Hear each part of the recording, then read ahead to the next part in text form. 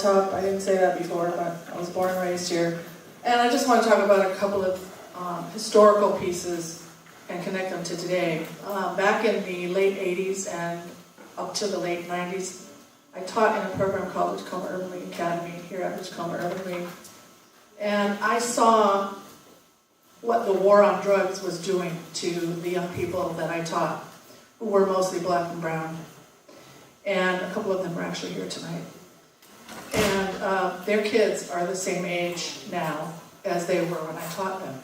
And I see the same thing happening now. And I want to call out something that a few of us have kind of alluded to, but I want to make sure we don't dance around it all evening. And just say that we are in a period right now where there is a war on black and brown youth. Wow. And this, we're seeing economic and racial inequality and injustice that we haven't seen in the last 75 years. It's worse than it has been in at least 75 years. And this is what our young people are seeing. They see it on the news, they see it on Facebook, they see it on Twitter. They see that they are devalued in our society. And when they see that they are devalued in society, they don't want to invest in that society. Why would they? If you are given the message every day that you are not a part of this society, if you are not welcome in this society, if you are not equal to anyone else in the society, why would you invest in that society? So, I'm shaking because I'm so angry about it. And I just want to make sure that we don't ignore that fact. When we talk about the issues of parenting, I remember years ago I was really affected by a talk show segment that I heard on the radio as I was going to work. I think this was when I was working on therapy, as a matter of fact. And there was a woman on the talk show who was railing about crack babies and their mothers.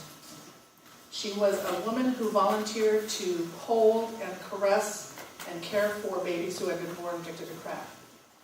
And she was a very compassionate woman. She was something that she volunteered to do. As compassionate as she felt toward those babies that she held every day. She had the worst kind of hatred and vitriol for the mothers who had given birth to them. She wanted them, I was going to say castrated, that doesn't make sense. Sterilized, everything, was put under the jail. And I just wanted to call up, if I was the kind of person who would call up talk shows, and ask that woman, how are you going to feel knowing that the chances that this baby that you're holding in your arms is going to be addicted to crack when she grows up?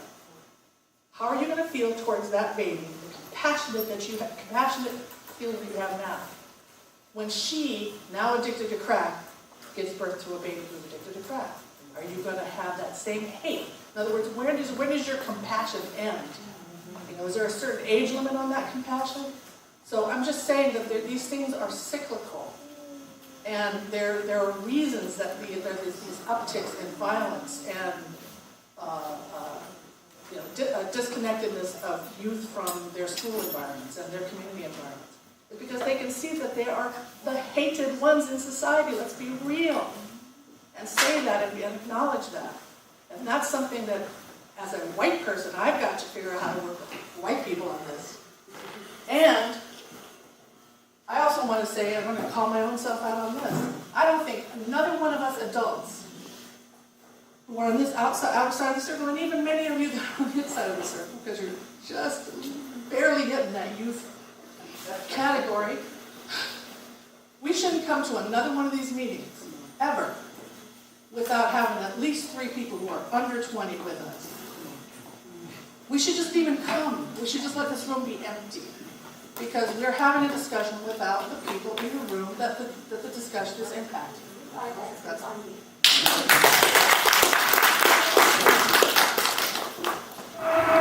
Okay, we're